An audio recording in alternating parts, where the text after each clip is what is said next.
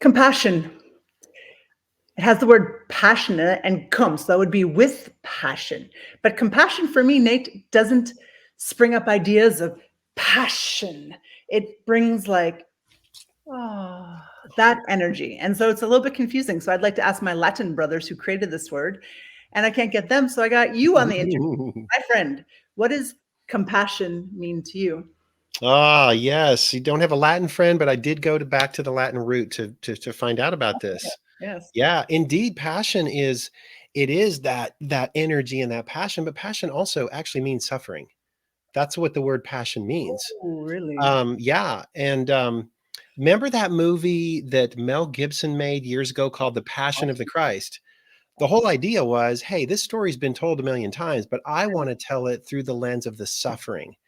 And the whole thing was let's see about the suffering. So compassion means with suffer. It means to suffer together. Oh, Um, makes sense. yes. Now we have expanded suffer to also mean Mhm. struggle because life is hard, and when we do it together, it's a lot better. Mhm. We could stop right there. I think you just summarized, right? So you got into compassion so deeply that you created, I guess, with some people, or tell me the story that you created a measurement for compassion and how to be accountable while being compassionate. Tell me about. Yeah, yeah. So I'm a recovering clinical psychologist by background, and a lot of my training was in behavior measurement. How do you measure clinical outcomes? How do you know if behavior is really changing? So I'm Oh, really into measuring things. uh-huh. And compassion, of course, is an important part of being a therapist, being a clinician, Mm. but it's so much more because, like you said at the beginning, it has this aura of we're nice, we're being kind, we're loving each other, let's sing kumbaya, let's go fix everybody's problems. And it is so much more. That kind of compassion is not going to make it. It's not going to make it in the workplace. It's not palatable to the kinds of problems we have to solve. So we really started saying, look, we got to measure the fullness of compassion, and you have to have accountability.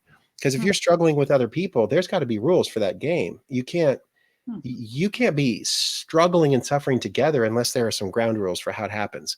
So we measure three components of compassion. We call it openness, resourcefulness, and persistence. Three critical components that are all necessary for compassion and accountability to be together. Oh, wow. Most people you tell this to are like, never thought of that. I imagine because I've never thought of this concept in my entire life that there's three components to compassion. Because one of my questions to you is like, okay, pity, I know very well. I'm like pity party me with my back problems my whole life. Ooh. And I think like that's like being nice to myself sometimes, but it's not at all. So could you help me understand pity, empathy, and compassion in whatever way you find Sure. easiest? Yeah, sure. Pity is when somebody is less than. I Okay. feel sorry for you, or pity party means poor me. And although there's a sense of I feel for myself or I feel for you, there is not an equality of humanity in that. Mm. In other words, compassion can't exist unless there are two equally valuable human beings at the party.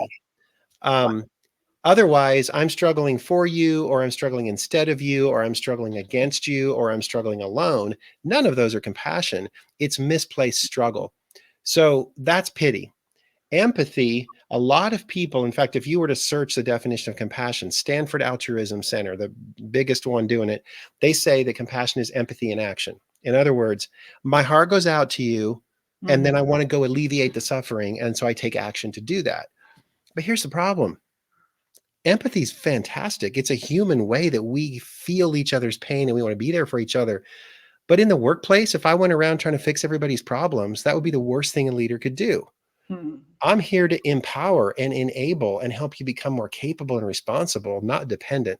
So we Mhm. really have to not get down that trap. So, anyways, empathy is one of 9 strategies that we teach for fully implementing compassionate accountability. It's important, but it certainly is not the only one. Just one. Of Yep. compassion? Yeah. Is this the most misunderstood word in the dictionary? That's Well, crazy. I think it is. And in the beginning of my book, I think, where is it back here? This one, Compassionate Accountability. I start by laying out 5 eras of compassion that I've noticed in the last 20 years. How has compassion been framed, practiced, implemented? What's our relationship with it in the workplace? And it's been quite an interesting transformation over time. And then when COVID happened, it threw everything out the window and we had to completely rethink what compassion is. Huh. That's fascinating. To rethink compassion. So are companies, can I be honest, like, are companies digging this? Do they care about compassion? Oh my gosh, they are digging it. Well, they care about compassionate accountability Okay. because compassion without accountability gets you nowhere.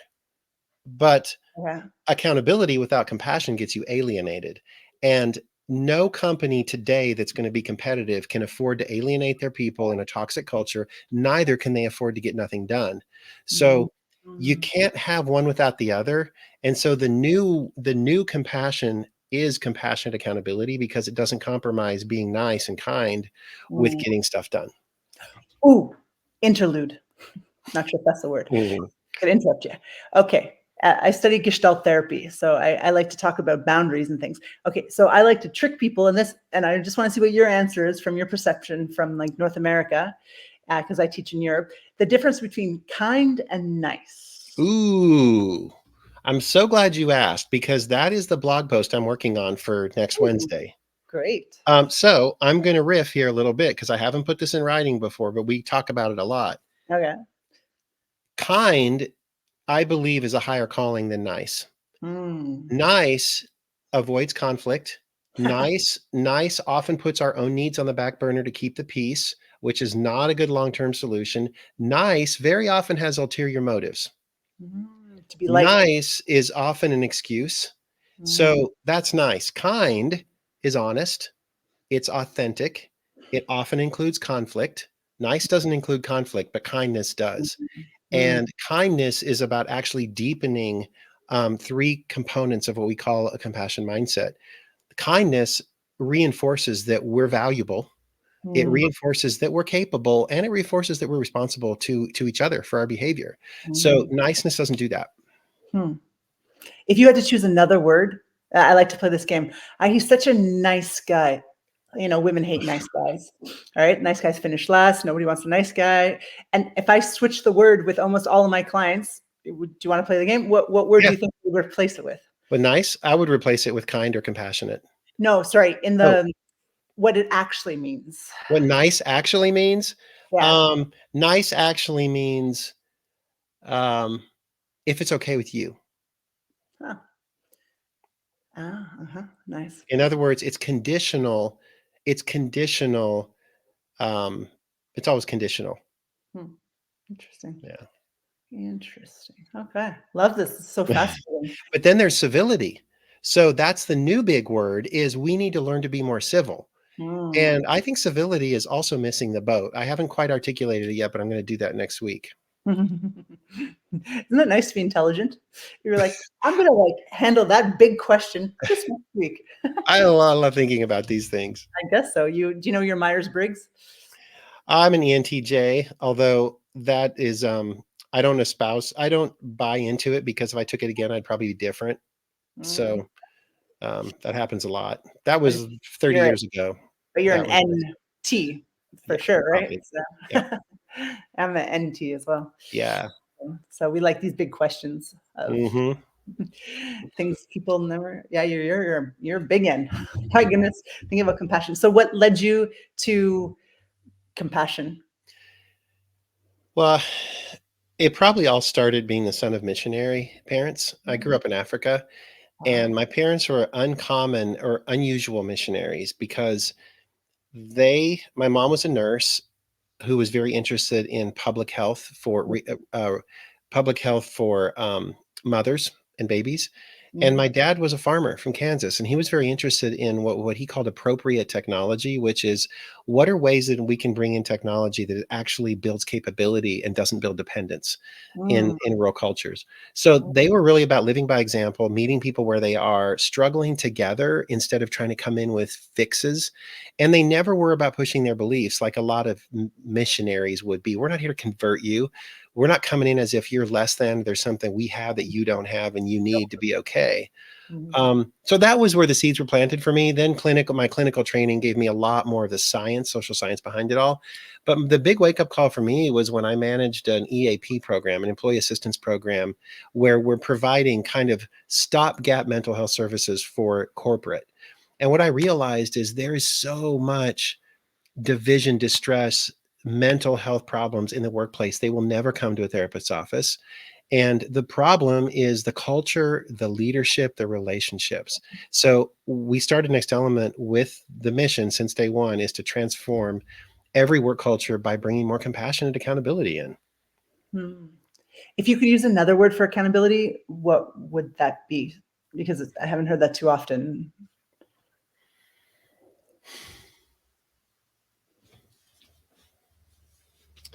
There is a word, I'm getting it. Um, it's accountability is purview. What's that mean? Purview is that over which I must account. So when you say this is my purview, what it means is this is the scope that I have to answer for. Okay. I don't necessarily do the work, but I have to answer for whether the work got done. So accountability is not necessarily I'm the one doing it, but Mm, I have to count for it. gotcha. And Uh-huh. so then that impacts my responsibilities, which are very different from accountability. Hmm. Mhm, mhm. Almost like a realm, like Yep. a yeah. So within my realm, where my compassion is of what I need to get done, it's like giving responsibility to a person. You don't have to. I'm seeing it as like you don't have to have compassion for every person in the entire building and every kid in Africa. It's like in your space, work on your. Well, I don't know if the word is work Yeah. on. Do you think you have to work on compassion, or develop, Well, we breathe it? wouldn't have a business that we wouldn't have a thriving business if that wasn't true. That's That true. compassion is measurable, Yeah. it's observable, and it's teachable. And people are learning it every single day and getting better at it. If Wow. that wasn't true, we'd Yeah. be lost because then we'd be saying things like, well, I don't have a big heart, or I'm not like my mom, Mm, or whatever, whatever. It's like, and then we would just say where I am and who I am is just how it is. And that's not very hopeful. so if I know someone who's not very compassionate, um, myself, there's habits that I can shift very not easily, I suppose, but there's some things that I can do, which you obviously teach. Mhm. But to the viewers who are watching, we're doing a Change Days conference. It's an unconference, so everyone's collaborating to create this edition in Barcelona. And the research shows that it's habits that change people and not just mindset, right? I have the mindset of going to the gym and not eating all those cookies, right? But my habits are like, I feel lonely. The gym's so far away. I don't want to sweat. So Yeah. it's not, so I have the mindset. I'm very compassionate. Yeah. Mhm. But my habits, it's like when I'm in a bad mood or I'm impatient and there's people walking slowly, like it's the first thing to go. It's this understanding for other people. So well, there you go. Bad Well, person. and you're getting down into the science of how does behavior change Mm, and how do habits develop? So our framework for doing that acknowledges that there's three components that all have to work together. The mindset is not skills. Mindset is a decision, it's a choice on how you want to see yourself and other people. Let's mm, take weight loss or getting healthy. Many people are unsuccessful because down deep they don't see themselves as a healthy person. They don't view themselves as someone deserving of mm. feeling this way. So no matter what they do, it's going to fail because they will always live up to their mindset. Wow. But skill set is the next thing. That is where we develop the actual behavioral skills to be able to do the hard work. But then there's more. Then Mm, there's what we call templates. These are mnemonics, strategies, things that we can use in the moment because when it counts, this stuff has to be on autopilot. mm, We can't have to think. And I mm, learned that working with people recovering from addiction. When you're having a craving and you're walking by the liquor store, you are not thinking clearly. You need a tool. You need something to get you out of danger. And that's why they say have your sponsor's number in your back pocket and have it on auto dial on number one on your phone. So when it comes to dealing with drama, division, distress, and it's staring you in the face, what we need is what my daughter called stop, drop, and roll, but for conflict. Are you familiar with that phrase? And when you're on fire, When you're on fire, they teach kids in like first grade, stop, drop, and roll. It's so easy to remember. It keeps you safe. You can do it easily. You don't have to be retrained. That's the kind of tools we need so that habits can stick and work in the moment. I love that. So I know a man who went through, well, this is an offside story, but essentially AAA and those 12 steps, whatever, people like to criticize them in the health field, and I don't have much an opinion on that, but he says that children of alcoholics, that program was like the most powerful therapy session the program he's ever gone through.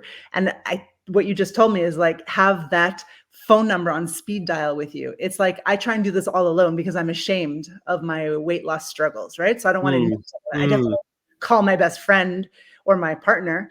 I cry in a corner being like, I'm so weak. If I have support, it's like, and so with compassion, so what's the scenario with compassion? Like, I see these people that I'm like, those people, they might be a different religion, they might be a different color, they might be something I don't understand, and I don't have compassion for them. I think they're idiots.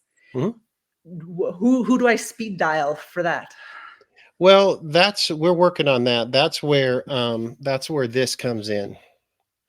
Oh, it's so tiny, I can't see So it. I'll show it to you here. This here is the original OG switches. This is the compassion mindset that sees human beings as responsible, capable, and valuable. Okay. And there are very particular choices we can make and things we can do to turn the switch on. And one of the most simple ones is if I recognize I think this person's an idiot, I don't care about what happens to them. I don't want to expend any energy on them. All I ask myself is, okay, if you saw yourself as valuable and them as valuable, what would you do next? If you saw yourself as capable and them as capable, what would you do next?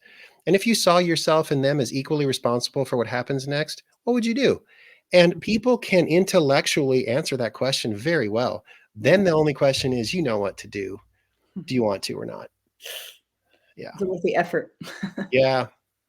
What are the rewards of living a more compassionate life to yourself? Like, I get it for humanity, great for that. But if I don't care about a guy on a bus, but I care about my immediate family and people that I work with, and yeah, compassion accountability as a personal practice for me, it provides immense peace because it gives me clarity about what's mine and what isn't.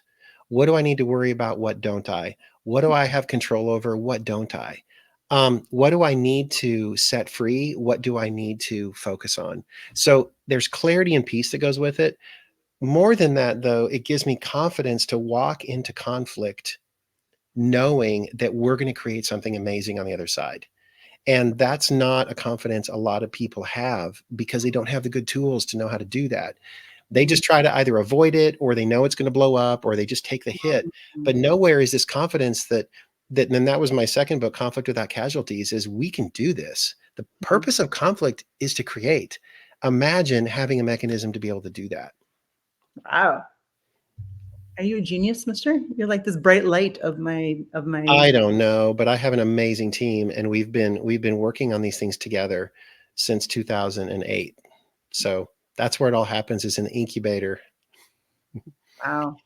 Yeah. Wow. So is that person valuable? What a question. Because when we think they're an idiot, they're just done in our brain. Like, they have political views, idiot. And it's just so much more complicated than that. Are they valuable? Are they capable? And that opportunity comes from conflict. It just exists to co-create something. What a perception of the world. It's a bright world when you look at it like that. It is. And it comes back to things that we hear all the time, which is the more you know someone, the less you can hate them. Yeah. which implies that if we take time to learn about people's worlds, their experiences, their motives, all of a sudden we start to realize that there's a lot more going on than we thought, and we can't oversimplify and make someone different just because we don't want to exert the effort. So yeah, it's a habit, it's a discipline, and I think that the traditions, the Eastern traditions, the meditation traditions, the self-compassion kinds of practices Yeah. can support a model like this because they help us get right with ourselves. They help Mm, us let go of things. They help us be a non-judgmental presence. mm. And as we know, the world changes when we change. It's not about fixing anybody else ever. Wow, beautiful. You do sound like a preacher's son. You sound Ah, like you should be on a pulpit. What that's called, pulpit? pulpit, Yeah, soapbox, maybe. maybe. Yeah. So, last question, if I may. I've understood that being critical, well, is the opposite of compassionate. Okay, uh, in my experience, but I don't know the technical in terms of it. But when we are not compassionate with ourselves, I can only speak for myself. When I'm not compassionate with myself, I tend to be very not compassionate with other people. So I'm critical to myself. I'm very extremely critical with other people. If I start with self-compassion, my whole world would change. So am I right in thinking that it's really starting with myself, or is that the narcissist like hippie movement, and that's not psychologically sound? Wayne Dyer said it best, and maybe you're familiar with this, but he put what you're trying to say in words. Okay. He said that when you change the way you look at things, the things you look at change. Hmm. And so that's exactly what it is. And Gandhi said, be the change you want to see in the world. Um, Hmm. it's a lot of wisdom traditions have said what you are talking about, and it's so true. Oh my God, am I wise? Yeah. Yeah. Or have I read those guys? Yeah. Yeah. So what's one habit that you have or your team has that for self-compassion, if that's part of our problem? One of the principles that we operate on in our team is connection before content. And Hmm. what that means is we want to prioritize the process of how we are with each other before we deal with the content of what we're doing. Hmm. And if we don't, then we don't what we're doing is compromised. It takes longer, it's messy, we don't get done on time. But when we pay attention to how we are with each other and ourselves, Hmm. everything else seems to run smoothly. I feel more at peace talking to you. That was Okay. really That was really lovely. Your voice, the Mm, energy, the yellow shirt, it's all thank you. yeah. You're welcome. You're welcome. I appreciate your curiosity and your joy for learning and your Mhm. energy. Thank you. Well, I will be following you, and I didn't know that there were steps to becoming more compassionate and seeing people in that way, and I feel a little bit embarrassed that I had never thought of it, and so this is like a bright light of another way to be more optimistic, and so thank you for your time. Yeah. You're welcome. You are so welcome. Mhm. Glad you're doing what you're doing out there, giving voice to these things and spreading it around the world. Yeah. Thank you. Okay, if you're ever over in Barcelona, holla. Oh, I was just there last summer. Maybe I'll be No. back there again soon. Okay, well, we'll be there for you. All right. Bye, Nate. Bye. Thank you.